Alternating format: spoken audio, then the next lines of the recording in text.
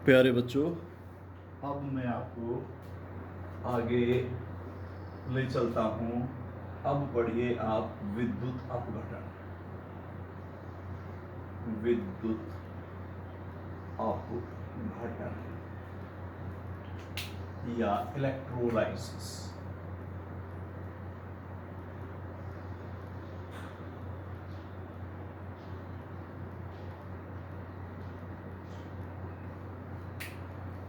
देखिए, इसको इस तरीके से परिभाषित किया जा सकता है कि जब किसी वैद्युत अपघट्य विलयन में वैद्युत धारा प्रवाहित की जाती है तो वैद्युत अपघट्य पदार्थ अपघटित हो जाता है, डिकम्पोज हो जाता है। तो इस प्रकार वैद्युत धारा प्रवाहित करने पर वैद्युत अपघट्य पदार्थ के अपघटित होने की प्रक्रिया कहलाती है वैद्युत अपघटन या इलेक्ट्रोलाइसिस। जनरली आपने देखा होगा कि ये जो वैद्युत अपघटन की प्रक्रियाएं हैं ये विशेष तरह के सेल होते हैं जिनमें की जाती है, और ये सेल कहलाते हैं वैद्युत अपघटनी सेल या इलेक्ट्रोलाइटिक सेल। इन सेलों में कुछ रासायनिक अभिक्रियाएं स्वतः ही हो जाती हैं जिनको स्पॉन्टेनियस रिएक्शन कहते हैं, लेकिन कुछ रासायनिक अभिक्रियाओं को करने के लिए बाह्य ऊर्जा स्रोत से विद्युत धारा प्रवाहित की जाती है। तो ऐसी रिएक्शन नॉन स्पॉन्टेनियस रिएक्शन या स्व अप्रवर्तित प्रक्रिया या प्रक्रम कहलाती है। उदाहरण के लिए जैसे आप देखेंगे कि सोडियम और क्लोरीन ये दोनों आपस में मिलकर स्वतः ही बना लेते हैं सोडियम क्लोराइड, अर्थात इस तरीके से इसको बैलेंस करते हैं। Na2Na plus Cl2 is equal to 2NaCl, अर्थात सोडियम और क्लोरीन इन दोनों के रासायनिक संयोग से बनने वाला सोडियम क्लोराइड एक स्पॉन्टेनियस रिएक्शन है, स्वतः प्रवर्तित अभिक्रिया है, बिना किसी परिवर्तन के। जब इन दोनों को मिलाते हैं तो ये प्रोडक्ट प्राप्त हो जाता है। तो ये प्रक्रिया हुई स्पॉन्टेनियस रिएक्शन। लेकिन इसके विपरीत यदि हम सोडियम क्लोराइड को लें NaCl को, तो ये NaCl सोडियम और क्लोरीन में बिना किसी हस्तक्षेप के या बिना किसी बाह्य बल के ये दोनों आपस में वियोजित नहीं होते हैं। इसके लिए वही बाह्य ऊर्जा स्रोत की जरूरत पड़ती है, और वो क्या है, वैद्युत धारा प्रवाहित करनी पड़ती है। तो वैद्युत धारा जब प्रवाहित करेंगे तो इसका वैद्युत अपघटन होगा इसके गलित विलयन में, और इसके द्वारा सोडियम आयन और क्लोराइड आयन उत्पन्न होंगे। ये जो सोडियम आयन है धनात्मक है, ये जाएगा कैथोड पर, और ये ऋणात्मक जाएगा एनोड पर। तो इस तरीके से आप देखिए एनोड पर जो रिएक्शन होगी, दो क्लोराइड आयन क्लोरीन गैस के रूप में परिवर्तित हो जाएंगे और दो इलेक्ट्रॉन का त्याग करेंगे। जैसा कि आप देख रहे हैं इसमें इलेक्ट्रॉन का त्याग हो रहा है। तो इलेक्ट्रॉन का त्याग किस में होता है, ऑक्सीडेशन में। तो ये ऑक्सीडेशन की प्रक्रिया है, और ऑक्सीडेशन की प्रक्रिया कहां पर होती है, एनोड पर। इसी तरीके से ये जो सोडियम आयन है, क्योंकि ये पॉजिटिव है, धनात्मक है, इसलिए ये ऋणात्मक इलेक्ट्रोड पर जाएगा, अर्थात कैथोड पर जाएगा। और कैथोड पर रिएक्शन इस तरीके से होगी, कैथोड पर, कि ये सोडियम आयन इलेक्ट्रॉन ग्रहण कर सोडियम परमाणु के रूप में जमा हो जाएगा। कहां पर जमा होगा, कैथोड पर। तो इस तरीके से ये जो दूसरी आप रिएक्शन देख रहे हैं कि जिसमें बाह्य ऊर्जा स्रोत से विद्युत धारा प्रवाहित करने पर जो सोडियम क्लोराइड है वो परिवर्तित हो रहा है, किसमें, क्लोरीन में और सोडियम में। ये नॉन स्पॉन्टेनियस रिएक्शन है, इसके लिए विद्युत धारा की आवश्यकता हुई है। तो एक बार फिर समझ लीजिए विद्युत अपघटन प्रक्रिया को, कि जब किसी वैद्युत अपघट्य विलयन में वैद्युत धारा प्रवाहित की जाती है तो उस वैद्युत अपघट्य पदार्थ का अपघटन हो जाता है। इस प्रकार वैद्युत धारा के प्रवाह से वैद्युत अपघट्य पदार्थों के अपघटित होने की प्रक्रिया वैद्युत अपघटन कहलाती है। और ध्यान रहे, वैद्युत अपघटन की प्रक्रिया विशेष तरह के सेल होते हैं उनमें संपन्न होती है, जिनको कहते हैं वैद्युत अपघटनी सेल। अब आइए वैद्युत अपघटन से संबंधित माइकल फैराडे के नियम। वैद्युत अपघटन से संबंधित माइकल फैराडे के नियम।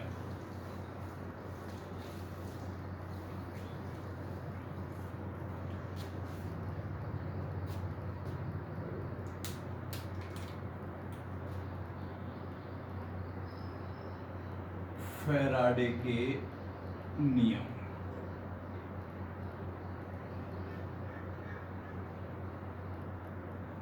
Faraday's law of electrolyte।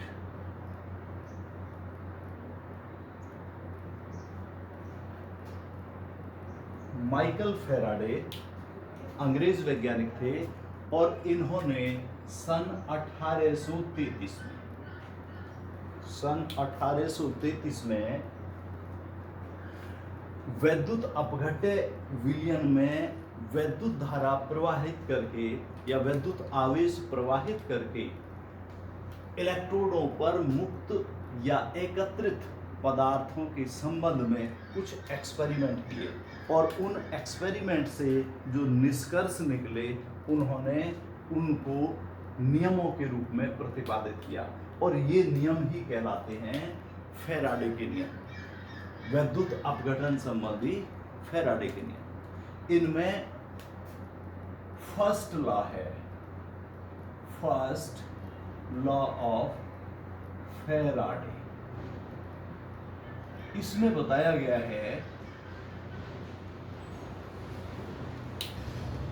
कि वैद्युत अपघटन की प्रक्रिया में वैद्युत अपघट्य में विलयन में प्रवाहित विद्युत आवेश की मात्रा वैद्युत अपघटन की प्रक्रिया में प्रवाहित या वैद्युत अपघट्य विलयन में प्रवाहित विद्युत आवेश की मात्रा इलेक्ट्रोडों पर मुक्त या एकत्रित पदार्थों की मात्रा के समानुपाती या अनुक्रमानुपाती होती है।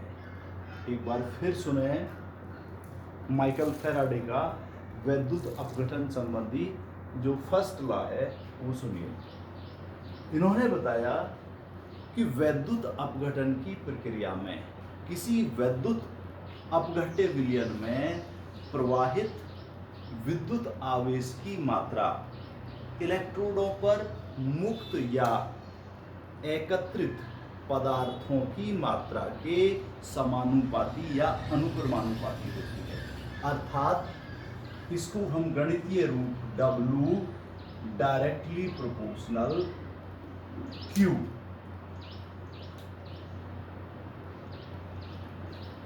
जहां पर W उस पदार्थ की मात्रा है जो इलेक्ट्रोड पर एकत्रित या मुक्त होता है और Q कुल आवेश है, क्योंकि जो कुल आवेश Q है वो बराबर होता है विद्युत धारा I गुणा विद्युत धारा प्रवाहित करने में लगा कुल समय T। तो इस तरीके से जब हम इसको रख देते हैं इसकी वैल्यू, तो ये W बराबर directly proportional I into T। इस अक्षर को हटाने के लिए हम एक दूसरा अक्षर यूज करते हैं Z।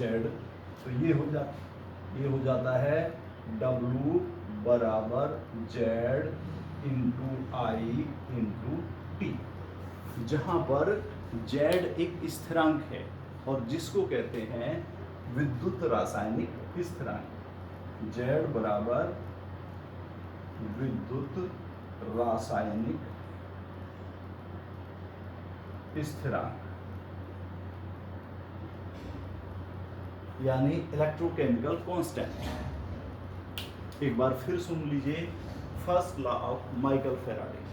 माइकल फैराडे ने बताया था कि वैद्युत अपघटन की प्रक्रिया में जब किसी वैद्युत अपघट्य विलयन में वैद्युत धारा प्रवाहित की जाती है तो कुल प्रवाहित विद्युत आवेश Q उसके इलेक्ट्रोडों पर मुक्त या एकत्र पदार्थों के द्रव्यमानों के या मात्रा के समानुपाती या अनुक्रमानुपाती होता है। अर्थात गणितीय रूप W directly is proportional Q के हो जाता है, जहां कुल है ये Q है प्रवाहित कुल आवेश की मात्रा, क्योंकि प्रवाहित कुल आवेश की मात्रा Q बराबर I इंटू T होता है, जहां पर I विद्युत धारा है और T विद्युत धारा प्रवाहित करने में लगा समय सेकंड में। तो इसके Q के स्थान पर हम रख देते हैं I इंटू T। तो ये W directly proportional I into T। इसको हटाने के लिए एक दूसरा अक्षर यूज किया है Z, तो W बराबर Z I T, जहां पर Z एक स्थिरांक है और जिसको कहते हैं विद्युत रासायनिक स्थिरांक या इलेक्ट्रोकेमिकल कांस्टेंट। अब आप इसको समझिए, विद्युत रासायनिक तुल्यांक क्या होता है। विद्युत रासायनिक तुल्यांक या इलेक्ट्रोकेमिकल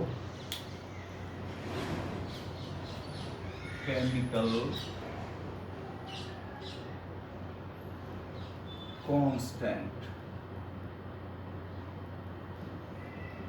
इसे Z से प्रकट करते हैं। अब देखिए किस तरीके से हम इसको कहेंगे कि यदि I क्या है, विद्युत धारा, यदि 1 एम्पियर की धारा विद्युत धारा 1 सेकंड तक प्रवाहित की जाती है तो इलेक्ट्रोडों पर कुल मुक्त या एकत्रित पदार्थ की मात्रा उस पदार्थ के विद्युत रासायनिक तुल्यांक के बराबर होती है। थोड़ी देर के लिए हम ये सोच लें, ध्यान दीजिए इधर एक बार फिर, कि यदि I बराबर 1 एम्पियर और T बराबर 1 सेकेंड, तो ऐसी स्थिति में W बराबर किसके हो जाएगा, Z के। W बराबर Z के किस कंडीशन में, यदि 1 एम्पियर की धारा 1 सेकेंड तक प्रवाहित की जाती है, इन दोनों की वैल्यू 1 है, तो ऐसी स्थिति में W बराबर Z। अब इसी से आप इसकी डेफिनेशन बना सकते हैं कि किसी पदार्थ का विद्युत रासायनिक तुल्यांक Z वह मात्रा है, उस पदार्थ की वह मात्रा है जो 1 एम्पियर की धारा 1 सेकेंड तक प्रवाहित करने पर इलेक्ट्रोडों पर मुक्त या एकत्रित होती है। वह पदार्थ की मात्रा कहलाती है विद्युत रासायनिक तुल्यांक, और इसको Z से प्रकट करते हैं। तो इस तरीके से आपने अभी फर्स्ट लॉ विद्युत अपघटन संबंधी फैराडे का पढ़ा और विद्युत रासायनिक तुल्यांक। अब देखिए आगे आइए, माइकल फैराडे का सेकंड लॉ।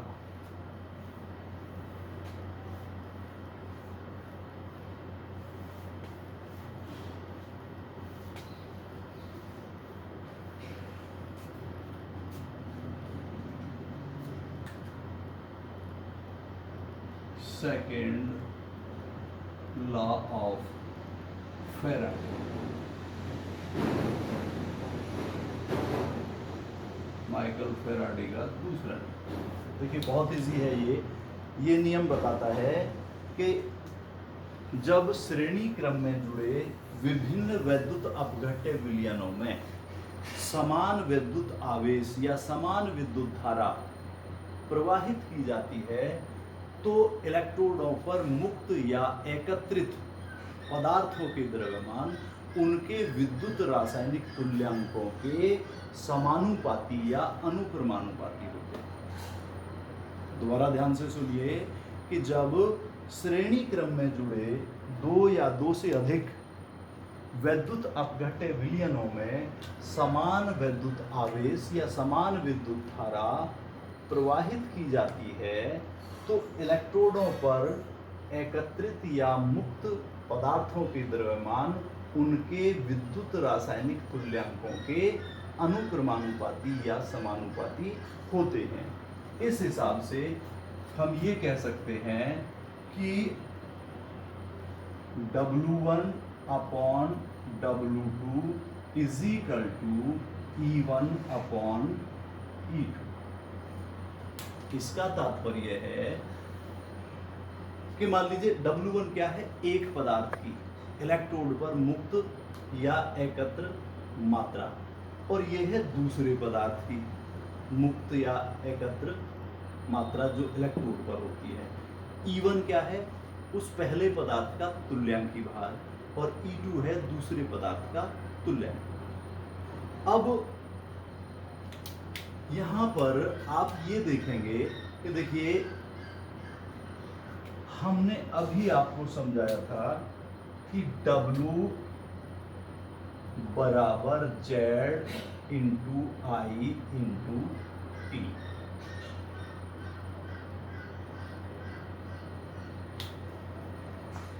प्रथम नियम के अनुसार W बराबर Z इंटू I T।